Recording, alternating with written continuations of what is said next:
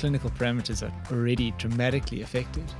Very often you've suddenly got this mild temperature, and just from the temperature point of view, which is a main thing for us, is hang on, is this cat actually got a mild fever or is it just stressed out? And then the heart rate, it's racing. And the moment a cat's a little bit stressed, that heart is racing. And then once again, is this having a fever? Is it fighting something? Or is it just scared? Absolutely. And you spoke about how easy it is to palpate a cat. And you get so much information from feeling a cat. But the moment a cat is stressed up and locked up, you can't feel anything. So for a stressed cat, you just got so much less to go on. And you're wondering, what's associated with stress and what's associated with sickness? Hello and welcome to another episode of the Pause and Effect podcast, where we empower you with expert knowledge to care for your pets. I'm Dr. Kara, your host and a veterinarian dedicated to bringing you reliable and practical advice. Today's episode is all about our feline friends and how we can make their visits to the vet a stress-free experience. Joining me is Dr. Simon Dommett, one of the partners from Midlands Veterinary Hospital, which is a proud cat-friendly practice. We'll be discussing what it means to be cat accredited, what a cat-friendly practice offers, and why it's so important for the well-being of our cats. If you've ever wondered how to make vet visits less stressful for your cat, or want to understand the benefits of choosing a cat-friendly practice, this episode is for you. Welcome to the Pause and Effect podcast. Thank you so much for being my guest. I have Dr. Simon Dommett here from Midlands Veterinary Hospital. Very warm welcome to you. Thanks for having me. We're going to discuss cats and everything cats today. I am blown away by the fact that you are the first gold accredited cat-friendly practice in South Africa. Is that right? It is right. We're really proud of it. We're really excited by it. And it's something that we're actually just working towards improving our cat facilities and our hospital cat ward. And as we're going through the motions of it, we find out about the cat-friendly accreditation actually a bit down the road. And when we saw what was involved, we kind of realized, hang on, we're already ticking 95% of these boxes, a couple of tweaks. And it's a really cool project. It's a really cool movement, this whole cat-friendly movement. And it's got us quite excited about it, because we were doing this stuff because we knew it was the right thing. Yeah. We knew it was the right thing for our patients and our clients. And that was actually our drive behind it. And then when we found out about the accreditation, this is really cool. Absolutely. And then we can also see now this movement's, and I call it that because I think it is, trying to show clients and other vet practices that these things are achievable, and these are good principles to be sticking to. And it's not just that. It actually, when you are working in a more stress-free way with your patients, you get better results. You're getting faster healing, better healing, and a happier patient at the end of the day. And the work becomes easier when you know more about working with the patients too. Working with a stressed cat is always difficult. Yes. And if you limit the stress way back before it starts building up, then when it comes to actually trying to work with the patient later, talking about from our professional point of view, trying to actually draw blood from a stressed out cat is a scary thing. Yeah. It's incredible. And now, in terms of accreditation, there are obviously tiers. So yes. You've achieved gold, which is this is perfect. Everyone's going to aim for gold. But the practices you mentioned, we can all aim to become more cat friendly. Yes. So what are some of the principles that it sets out? Yeah, so there's a couple of tiers. Gold's obviously got a couple difficult things that not every practice is going to be able to achieve. We were going through a building phase, and we were upgrading our physical building anyway, and this was something we already had in mind. So for us to go that extra step for gold wasn't that big a move for us. But of course, not everyone's in a phase where you happen to be tearing out your hospital cages and building new ones. And some of the categories, so there's silver and bronze. And the bronze category is achievable for most clinics. It's actually just, especially the bronze category, is more about agreeing to the principles of the handling and educating your staff as well as your clients about the way cats are and working with cats and keeping stress levels low. And it's a lot of the stuff isn't difficult stuff. You just kind of think about, that makes sense, you know.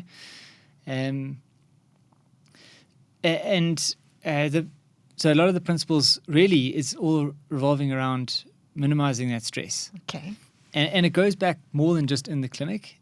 And that's what's also been quite an interesting thing for us, is to sort of look at the whole thing. It's about educating the client and trying to minimize the stress when the client is loading the cat in the carrier. So it starts at home. It starts at home. Okay. So are you putting out information to inform cat owners, this is how we would like you to start your journey? Yeah. So we are, and I think we could be doing more, but we are, and trying to teach them about getting them the car ride into the clinic as less stressful as possible, because that's where the stress is building. So what are some of the tips? Well, it actually goes even back further than that, because if you there's cage training and getting the cat used to the cage before you need it. But of course, that's not when the clients usually call, oh, no, I need my cat in now. It doesn't know how to use the cage. It's scared of the cage. So you're usually actually not working at that point. But once the cat now needs to come into the vet, it's scared. Simple things. You're using a blanket or a towel that smells like you or the cat's used to. Quite often, cats have got a blanket they like to sleep on the couch, on the bed. Use that blanket because it smells like them. It's covered in their pheromones. And then putting that in the carrier. There are some cats that are also calmed down by things like catnip. Doesn't work for every cat. There's a different reaction in some cats, but in some cats it calms them down. Keeping the carrier covered with a towel. Dark environment. Makes a huge difference. And then when it comes to the transporting, not putting the carrier on the floor. Cats feel vulnerable when they're down on the floor. So where do they want to go in the car? Where's the best seat? Oh, somewhere raised up, if you can raise them on a seat that's secure, that's great. If you've got an SUV, the boot of the car is sort of quiet, and also they don't feel low to the ground. But putting the cat carrier down on the footwell in the car, it may be the safest place in your vehicle if you don't have a choice. But that's going to feel very vulnerable for the cat the moment it's being lowered down. So they want to be up, and then that carries through to the waiting room. Then at the same time, you don't want your replacing the cat carrier on the floor. You want to be raised up. And it's quite a simple thing for a clinic to offer, is just a little coffee table or something to put the cat carrier on, or another chair. And that's where the client education comes in too, is having signs around the waiting room. Please don't put your cat carrier on the floor. It smells like the dog's down there. Absolutely. so let's go back to the car. Yeah. Do cats like music in the car? Do you want quiet? Like what's the best? I mean, I'm just thinking from a practical perspective. I've got this situation where I very, very rarely have to take my cats into the practice, fortunately, because, vaccines and things, when I remember, always late, to bring the vaccine home, I can do it at home. But if there's a laceration or something, I'm going like, oh no, where do I find that cat carrier? Trying to, as vets, we probably the worst prepared. But the cat carriers always come out the storeroom and it's filthy. Full of dust, or you're using something makeshift. But so now I know I'm going to pop the cat in the car. It's going to go on a seat, covered so that they're dark and they feel secure, not next to the dog or the child who's poking their fingers in.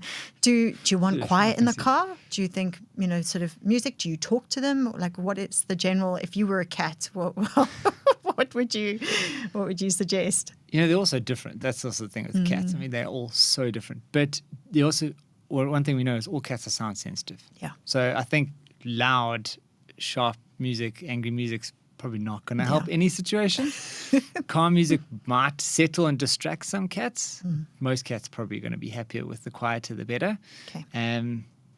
It's amazing how often you do see the cat in the boot with the dogs, or put it on the chair next to the 2-year-old, and the 2-year-old's doing this.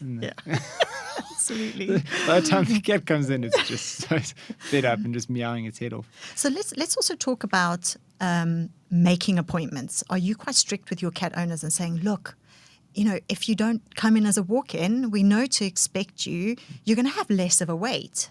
Are those the kind of things that you are also trying to educate? Cat owners are very particular. And obviously, when we see our cats are sick, we want to get in the car and come immediately. Yeah. But often, if you come in and all the appointments are booked, you sit there for a while. Yeah, if you're not going to phone ahead, you are going to wait. We're quite a busy hospital, so we are appointment only now.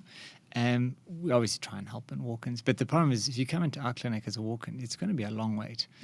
And we always say to clients, even in an emergency, I mean, if it's a serious emergency, it doesn't matter. Still phone and just say, I'm coming in with this. We don't even get your name, doesn't matter. We know you're coming. We know you've got a serious problem. And we kind of, at least we'll get, if the vets are busy, we'll at least get the nurse to say, hang on, get some oxygen ready, get some emergency stuff ready. There's something bad coming in. Yeah. So it's always worth taking 30 seconds to phone. You don't need to give all your details to the vet if it really is that stressful an emergency, but phoning ahead always helps. If you take an extra minute to say, listen, it's been run over, then at least the nurse is going to get the x-ray machine warmed up and prepped. We're going to get anyone who's on the x-ray table moved away. We know you're coming, and we're going to get a drip set up and get everything ready. So it's not only about having to wait as long, it's also when you get there that things are ready and the ball rolls fast as soon as we know a real emergency is coming.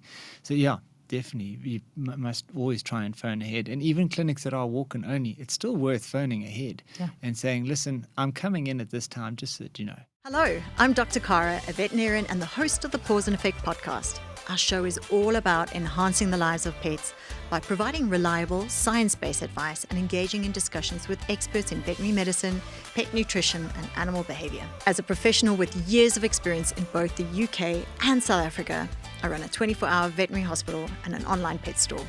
I'm also pursuing a master's in animal nutrition and consult for UltraPet, a local veterinary-grade pet food manufacturer. My passion lies in sharing knowledge and helping pet owners make informed decisions about their pet companions. The Pause and Effect podcast is rapidly growing, attracting a dedicated and engaging audience of pet owners who are passionate about their pets' health and well-being. Our listeners trust us for credible, informative content that empowers them to provide the best care for their animals. We are looking for sponsors who share our commitment to pet health and who want to reach a highly engaged and expanding audience. Partnering with us means aligning your brand with trusted and influential content that resonates deeply with pet owners.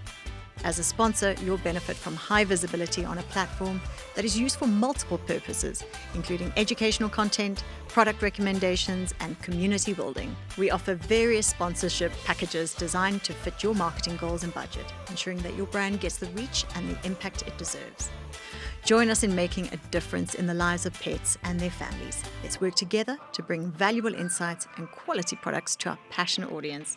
If you're interested in sponsoring the Pause and Effect podcast, please get in touch. I look forward to partnering with you. Before we proceed, let's discuss a vital aspect of feline care, catering to senior cats' needs. Allow me to introduce UltraPet's Optimal Balance Senior Cat Food, meticulously crafted to meet the unique needs of aging feline companions. This specialized formula features a balanced blend of nutrients, including 34% protein, 12% fat, and 4% fiber, ensuring your senior cat receives the optimal nutrition as they age. With a delectable chicken and rice flavor, UltraPet ensures that even the most discerning senior cats will enjoy their meals. Plus, the vacuum-coated kibbles deliver a taste experience that will keep your cat coming back for more. What sets the senior cat food apart is its thoughtful formulation. With added taurine to promote good eyesight and healthy cardiac activity, your aging companion can enjoy their golden years with vitality. Made with fresh meat, this food provides a better source of healthy protein, while essential vitamins and minerals from VitaCat supports overall health, body function, and immune system protection. For ongoing dental health, the inclusion of calcium and phosphorus help protect your senior cat's teeth. Plus, the optimal mix of omega-3 and 6 fatty acids support a shiny coat and a healthy skin. UltraPet's Optimal Balance Senior Cat Food is available in 2 kgs and 4 kg packs, providing the perfect solution for senior cats transitioning into their golden years. Give it a try and ensure your senior companion enjoys a healthier and more active life. Your pet will thank you, and you'll appreciate UltraPet's dedication to feline well-being. Now, let's return to our conversation. And have you gone to the extent of separating your dog and cat waiting areas in the practice, or your dog and cat appointment schedule times? How have you navigated that?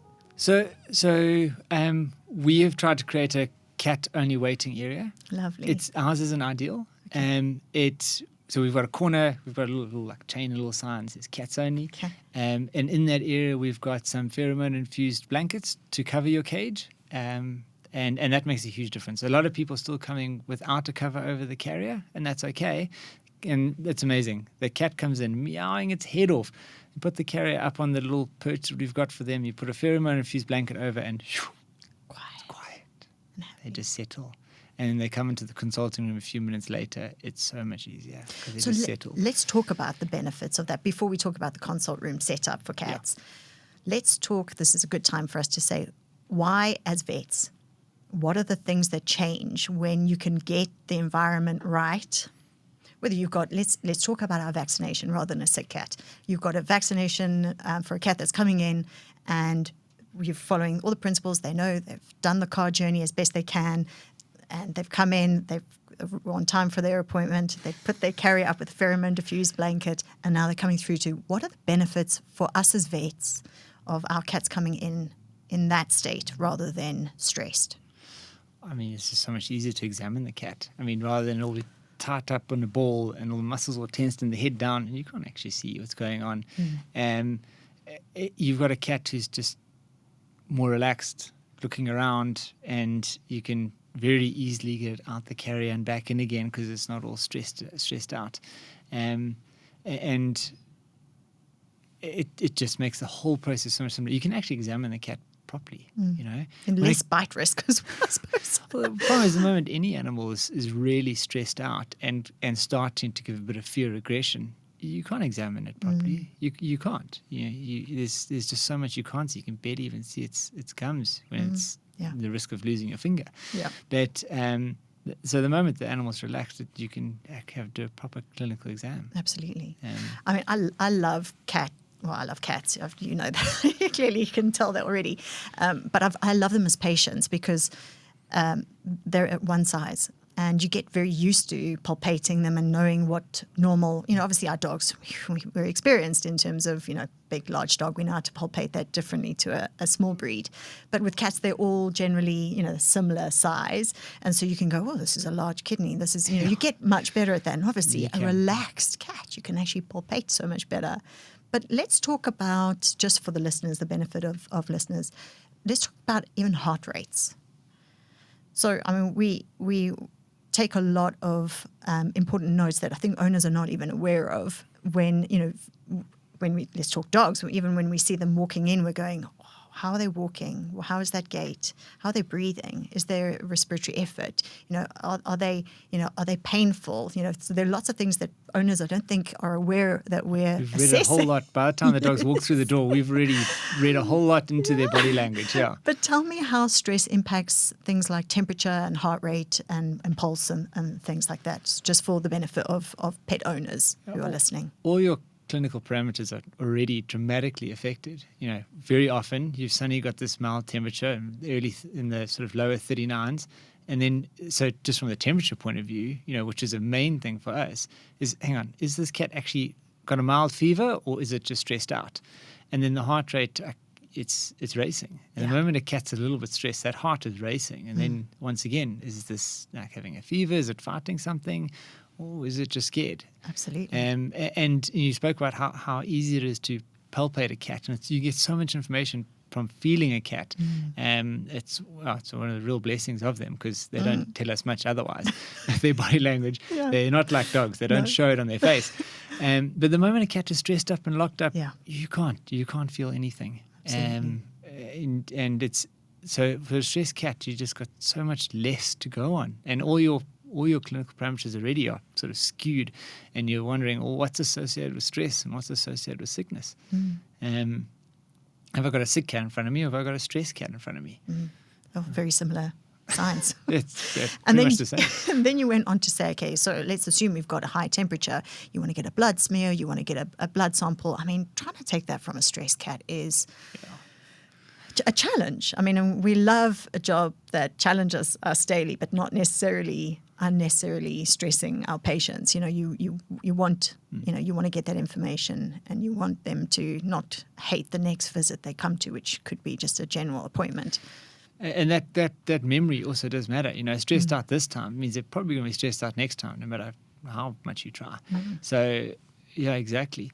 And then when it comes to the drawing blood, you're putting the patient at risk too, because the patient's now stressed out and say, for example, you're worried about kidney failure, or you're going to be going to a procedure a bit later, so you want to do some blood tests to see what's going on. And now, because the animal's so stressed, you have to give it a bit of sedative to do that. Well, you don't know if it's safe to give the sedative until you've done the blood test. Of course. So now you're putting the patient at risk because you're having to give a sedative without knowing what the state of the kidneys are, or you know. So it really compounds things. Totally. And so you've got your separate dog and cat waiting areas, which is great, with the pheromones and the perch. What is different about the setup of your consult room that makes it cat friendly? So we're very blessed to have quite spacious consulting rooms. We've got stainless steel tables with a nice thick cushion on the top, and enough space around in the room to move around. So our consulting rooms are set up for big dogs or small cats. It doesn't matter. So we're quite lucky that way. But it's really having a nice soft cushion on the table is probably the most important thing. It's quiet. You put the cat carrier on the table, it's not going to clang and bang. And when you're taking the cat out the carrier, once again, it's quiet. Closed doors with safety latches so that someone doesn't barge through. It's quite important. I mean, I don't think these are necessarily things that fall into the accreditation, but they're principles, practices that we think are really important in having a cat-safe consulting room. Absolutely, yeah. And then in the consulting room, you want to have everything on hand that you need for that consult. So you're not constantly opening doors, going in and out. And then when working with the cat, it's like everything with the cat. You don't want to be handling it too many times. Like anyone who knows is trying to get a cat in a carrier. You got one shot. You take the cat in and out, or you fail the first time, it's a problem. It's like tableting. Yeah. So you got one chance. After that, man, now you're in for it. Yeah. So you want to get everything ready. Take a cat out the carrier, examine it, do everything you can, and put it away once. You don't want to be take the cat out the carrier. Okay, have a look at it. Put it in the carrier. Let me ask the client some questions, and then you got to get the cat out the carrier again. Ask your questions first. Okay, so one of the principles you follow is that you get a good history and get the information that's required before pulling the cat out and having it out unnecessarily long. Yes. Okay. Yeah. No. You want to minimize the stressful handling of the cat. You know? Okay. Some cats are happier out and they want to be out the carrier and they're fine on the table, so that's cool. But the majority of cats, they're hiding in that carrier under that blanket, and then the moment you're trying to take them out, immediately their stress levels are just climbing. Yeah. And how much do you find that owners impact the stress levels of their pets?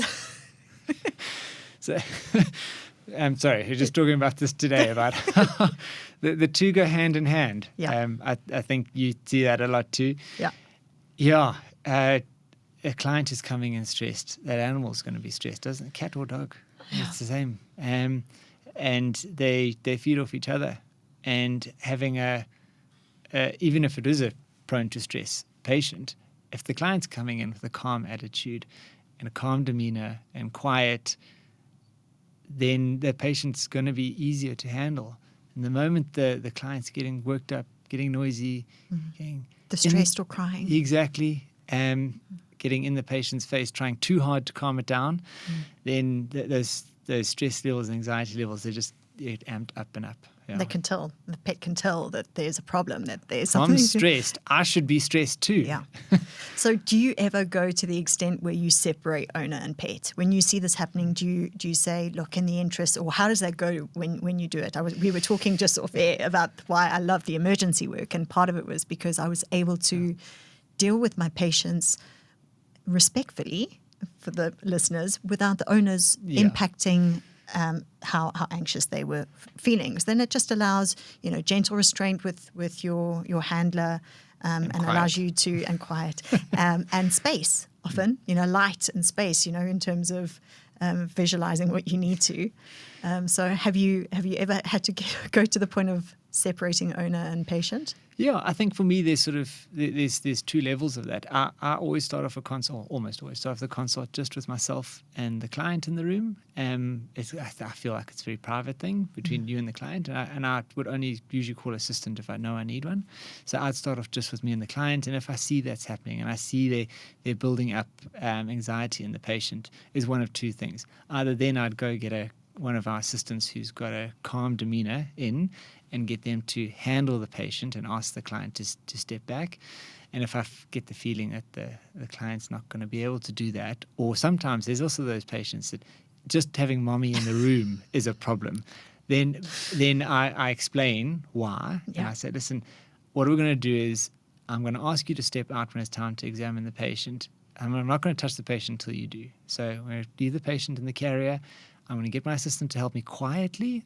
I'm going to ask you questions. Then I'm going to ask you to step out. We'll handle the patient, clip its nails, whatever the stressful situation is that we need to get through. And then when we're done, I'm going to put the pet back in the carrier and ask you to come in. There's quite an element of trust there. If it's a first-time client, they're going to think, why are you asking me to do what are you going to do when I'm out of the room? Are you going to scruff it? And then, but once you've done that once with a client and they've seen the result of, actually, I came back and the patient was so much less stressed when I came back. Obviously, things went well. That's hard because they're reading the patient's body language is the only clue that we didn't abuse the patient. But once you've done that once, the client gets it. Yeah. Quite often, the second time they come in, they're like, I've come for this. It's time to clip the nails again, or it's time for vaccinations again. So can you get Vincent or whoever the guy was who helped last time, can he hold again? And I'll just step out the room. And they know, they learn, they see it. Actually, it's much better. And they're not associated with it, are they? They can be the good guy, And that's the wording I often use. I say, listen, I'm going to go get someone else to come be the bad guy, so you're not it. And that's often quite well received. I mean, I find it even at home. We're talking about nail clipping or vaccines. My cats will not talk to me for a period of time after that. I'm the baddie. And, we've got a practice cat and she spends a lot of time in my office. And I don't ever want to be the one to do the bad stuff. I'm always like, can one of the nurses please? Because I want to be the good guy because they do. They hold a grudge. Cats especially hold a grudge. Quite often after the vaccination, I'll say to the client, this cat's not going to talk to you for 2 days. Sorry. Yeah, absolutely. They've got a way of telling you off. So you've obviously, your consult room is set up. You try and do as much as you can in there. Does that include things like sedation if you need that, or do you generally then have to face relocating them to your prep area? So with cats, it's always nice to work in a smaller space. The other thing is also in the prep area, our prep area is quite a big room, and there's a lot going on. There's other patients being treated at the same time. It's noisy. That's always a problem for cats. So the smaller the area, the quieter area, the better. So we've got a couple options. We can either go to a consulting room, or we're still in the consulting room, or we can go to our cat ward. Has got a little nice table with a cushion on it. It's nice to work in there. So we'll often do small things like that in the cat ward. And then when we're going through to the prep area, it's either a calm cat that we know is going to be fine, or the cat's already sedated. So, for example, in the situation where, I'm going to have to sedate this cat for something, before I leave the consulting room, before I even put it back in the carrier, I'll give it the sedation there, then take it in the carrier back to the cat ward to let it settle down, and we'll only move it through to the big prep area once that's kicked in. Okay. So let's go down the discussion of handling, and because you made the mention of scruffing, and yes, and I'm interested because cat crazy woman here. I don't have a problem, and I'm respectful about other people's, but I don't have a problem necessarily with scruffing. Not obviously, some cats respond very well to it and other cats hate it. So for me, I've found a bit of an individual thing, but I have found in the past, when needs must, that scruffing has actually been very beneficial. And it's a bit like my discussions before on muzzling dogs. It doesn't go down well. Owners hate that muzzle. They hate the look of it. They feel that it's like cruel, and we know the benefits of it. We know how much easier handling and restraint is. Safer. Yeah. So can we talk about just general restraint, what you teach your assistants and your handlers, and what your policy is on scruffing? Yes. So, going back a couple of years, I think every cat, if you did anything, it was scruffed and then something happened to it. And I think there's also different levels of scruffing. And I think scruffing's kind of this big naughty word now, and there's different levels. There's holding an animal by the scruff, the loose skin behind its shoulder or its neck. you can scruff an animal so it's really firm and tight and uncomfortable and stressful. Horrible. And then you can lightly hold the scruff, and it just sort of tells them, hang on, I need, there's a natural instinctive mechanism going on in there. Yeah. But there's a lot you can do without scruffing. And so, going back a couple of years, every patient was being scruffed for everything. And through this process, we've also done a lot of handling training with all of our team and saying this, you don't always need to scruff. There is a time, there's a place, it's appropriate. And there's certain situations where you really have to have a tight, mean scruff because for safety of the all humans involved around the cat. You do not want to be bitten by a cat. But that's a last resort, You don't want to be getting to that. No. And quite often, once again, this is a thing where every cat is so different. Most cats, less is more. The moment you've got sort of like two people trying to hold the cat down, you're already starting to fight. Most of the time, sort of just gentle hands on the side of the cat, or just gently holding up the head. That's cool. The cat will let you do a lot of stuff for most cats. But then sometimes, a little bit firmer hold, keep those legs down. And quite often when you are needing two people to hold a cat to draw some blood, something like that, you two hands aren't enough. You need to get another set of hands in. But the moment the cat feels that there's people crowding over it, the stress levels just rocket up. So quite often someone will sneakily come from behind and just put another pair of hands in there, so they almost feel like one human's got four hands on the cat. Okay, rather than visually being there, another person. Leaning over it, More threat. Exactly. Yeah. But there is a time and a place where a scruff is appropriate. It just is, we used to tablet every cat by holding it by the scruff and shoving it down. You can get away with 95% of cats just by tilting the head back.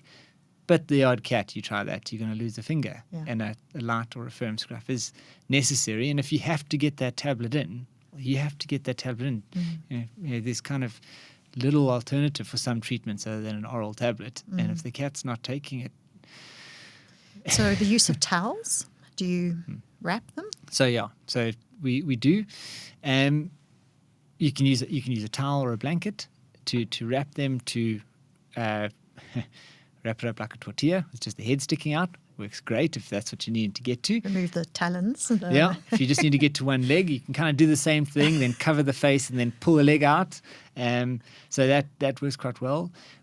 There's some pretty fancy restraining bags. I'm not sure if that's the correct term. Okay. We've got one at the clinic where you can, it sort of lays flat like a blanket. You pop the cat on it, then very quickly you can Velcro up behind the back, Velcro around the neck, and it's got little ports that you can zip open and pull a leg out. It's just the head sticking out. And then the cat can't get you or do anything to you, but it's also the way it's restrained in that bag is amazingly calming, a bit like a hug. Yeah. And you can work with a pretty dangerous creature in a way that's safe for it and calmer without having to sedate it, which is quite nice. Yeah. But you can do a lot with a good towel or blanket. So let's talk now about your cat ward. Yeah. So what's special about your cat ward? I've seen it. So I've seen a video of it. So I'm very interested to hear more. We're really proud of it. So we went through this process where a couple of years ago we still had the cats and dogs in one big hospital ward because that's all we had. And understandably, that's all a lot of clinics have got space for, one hospital ward. And that's okay. We had partitions between them so that they weren't like right next to each other. But they can smell each other and hear each other. And even in a push when things are really full, you can put a blanket between two cages and make a plan. Yeah. Okay. Yeah. So they're not like really on each other. But it wasn't ideal and we weren't happy. So as we were doing these developments, we got to a phase where we said, okay, we really need a dedicated cat ward. How do we make it work? And what do we want from it? We want it to be quiet. Number one, absolute number one, it must be quiet. And we don't want them hearing the dogs. So we found a room on the opposite end of the hospital, literally, that's that we could turn into a dedicated cat ward. We looked at different cage options, the commercial ones you can buy, stainless steel ones. Great practical things, but they're not quiet. Stainless steel cages are noisy. And yes, practical, a lot of vets, that's what you've got access to. That's fine. I'm not saying they're wrong. No. But that's not what we wanted. We wanted something better than that. One of the best systems that I found in a private practice that I went to was built-in cupboards that had been custom made. I thought, oh, well, that's a really great idea. There's cabinets that are made as cages because they're quiet. There were some imperfections with that system. And so we looked around, we tried to do this, that, the next thing. Eventually we decided, you know what, we're going to build our own. So we did. We built our own from scratch. Definitely not something that's attainable for every practice owner to be able to build their own cabinets, but we're lucky that we could. And so we built them out of PVC board so that you can sterilize it. It's going to last forever. Doesn't matter how much cat urine or disinfectant's on there, they're not going to rot. It's solid, thick plastic. And then we built a aluminium and glass front with some breathing mesh. Amazing. Which is, it's easy to see the patient. They feel safe and closed in. There's ample ventilation. And being a small room with a big aircon in there means that we can keep the temperature constant, because where we are, it gets pretty cold in winter. So it's pretty important to have it temperature controlled. And then for the accreditation, they require a particular size in the kennels. But we'd already decided on our size and built the kennels anyway. And we wanted enough space to have a hiding house on one side, a litter box on the other side. So by going through the process of the building we were doing anyway, we'd already ticked those boxes, which is really nice for us. Very, very nice.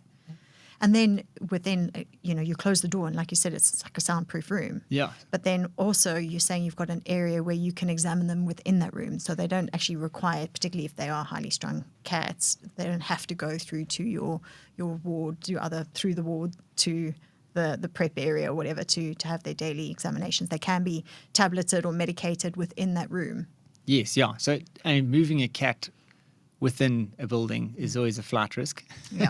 So being able to it's a small table, but it's all you need for a cat.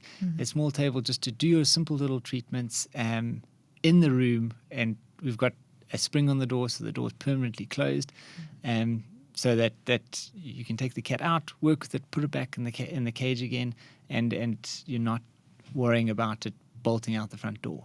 Absolutely. So I don't want to miss the opportunity to ask you about something else that you do that's pretty special, and that's the wheelchairs for cats. Yeah. Tell us about the work that you're doing on managing these patients. Yeah, so I design and 3D print and assemble my own wheelchairs. It started a couple of years back. We've got an orthopedic surgeon in the practice who do quite a lot of spinal surgeries. Not all of those patients are walking on their own to some degree afterwards. It's a reality of it. And a couple of patients ended up either being euthanized because they didn't have a nice wheelchair, or we were buying wheelchairs that were not ideal. And there's a lot out there already. Mine aren't the only ones. But I wasn't so happy. Particularly our clients, you take your patient for a walk. You want to be able to go for a walk out in the park, on the grass, on a dirt road, and little tiny wheels, not great. Not good for that terrain. No. So I went through the process of trying to make a better wheelchair, something with nice big wheels that can easily go on a dirt road and sort of a bit more bomb-proof. And also something that's not going to cost earth, because it's a pet. It's going to get stood on, kicked, broken, chewed. These things happen. Yeah. So it can't be super expensive. So that's where the process started. And Dr. Marco, one of the vets with us, has got a paralyzed cat. It's got almost no control of the back legs. And so I had this opportunity to say, well, let's make a wheelchair for a cat. Yeah. And at first I thought, it's not that difficult, just a smaller wheelchair. No, cats' movement and dogs completely different. It threw me completely. So it needed to be completely, the mechanics of it had to be redesigned completely. So, so I got into making more and more wheelchairs, and I've got I'm really proud of the wheelchair I've got for cats. I've made a few of them, and on-road, off-road versions. It's really quite a fun project and something I'm quite passionate about. And I could go on for hours talking about just how different the movement is between a cat and a dog in a wheelchair. Their requirements are just, I can imagine. Yeah, not at all the same. And how standardized are they? Because I mean, obviously you get different breeds of cats, but they're not. You don't have the variation that you do in your dog breeds. So Well, the nice thing with the cats is they're fairly similar in Yeah. size. So with the limitations of 3D printing plastic strength and mechanics, I've kind of found the maximum weight of a dog that I've been happy with was 15 kgs anyway. Okay. So I've my wheelchairs that I've made, I can adjust fitment from really small up to about that size, and cats really just on the smaller end of that. And then I've just every cat's, although like you said, they're very similar body shape size, their movements can be quite different between them too. Oh, really? So being able to adjust where the wheels sit forward and backwards, as well as up and down, is quite necessary. So there's a lot of that has gone into the development work, trying to figure out how to make it adjustable enough. And their tolerance? Of the cats. Yeah. Oh, so the funny thing is, first time you put a dog in a wheelchair, they'll often be like, "What's this thing?" And within a few seconds, they'll be running around saying, "I can walk!" And they're running, and they love it, and their tail's immediately going. Well, if the tail can go, but they jump to it immediately. Cats are different. Put the cats in it, they'll be like, "No, I don't like this thing." But after a little bit of encouragement, and you can kind of say, "Listen, so Avo he's quite food driven. Okay. So he's, well, here's a pellet. You got to get to it." And so in the beginning, also standing there saying, "I don't like this thing," and with a grumpy look on his face. Yeah. And once you get them to realize, hang on, I'm moving without a human helping me, and cats are independent creatures.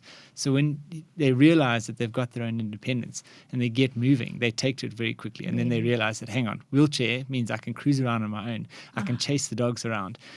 That's amazing. So, yeah, it's... Do they realize their limitations? They don't obviously try and climb, for example. Well, the cats have got really strong front legs, so they can actually can move around pretty well. Yeah, so they can climb quite well.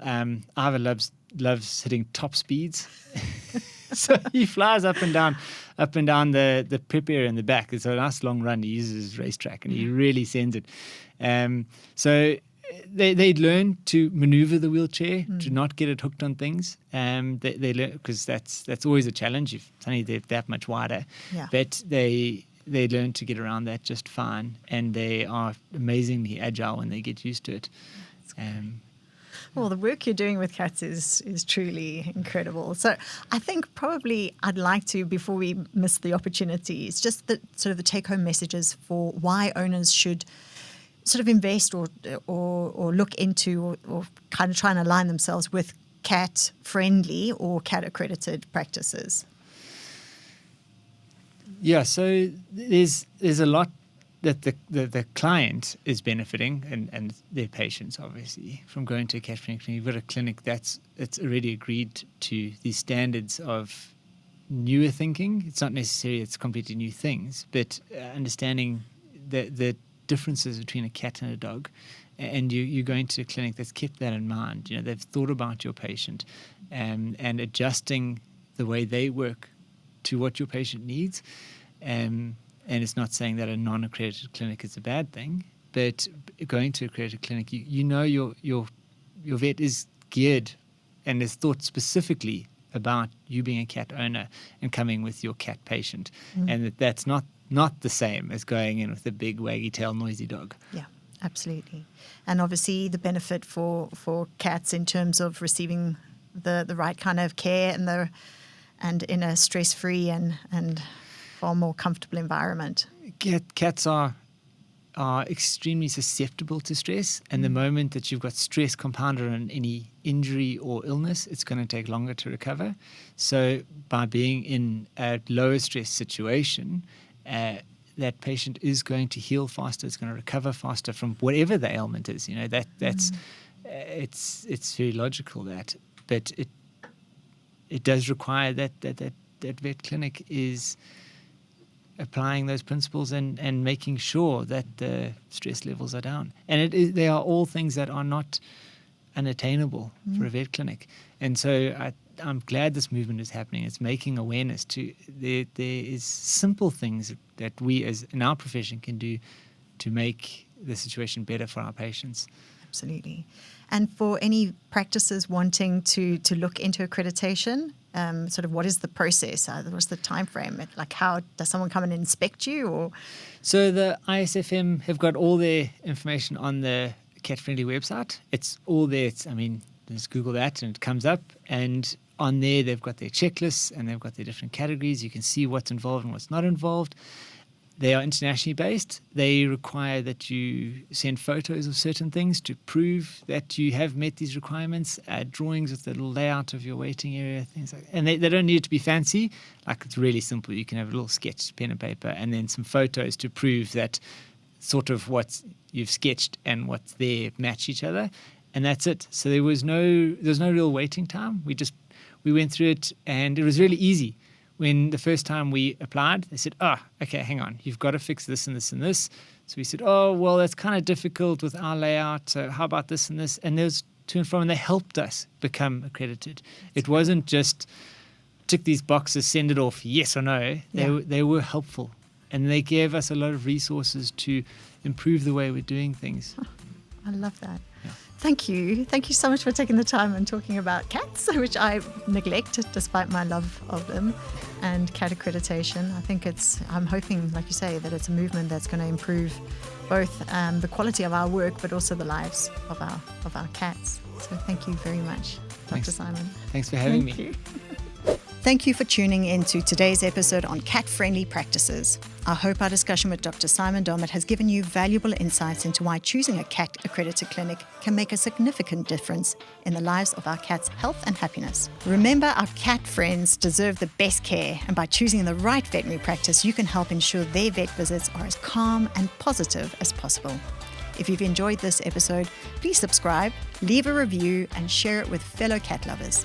Stay connected with us on social media for more tips and advice on keeping your pets happy and healthy. This is Dr. Cara signing off and reminding you to always put your pet's comfort and well-being first. But lastly, don't forget to give your pets a big hug from me. Welcome back to Just for Pets. You're with Dr. Cara. Hello, Doctor. It's Chanel the Persian. And, I can't seem to stop retching to get this hairball up. Are you on a special diet? Excuse me? Hairball control food will really help, and maybe some Laxapet. And lucky for you, Just for Pets have a big range. Well, how early can I get some? Order today, and we'll deliver pronto. Wow, I feel better already. Justforpets.co.za. Vet approved, pet adored. Get it all to your door.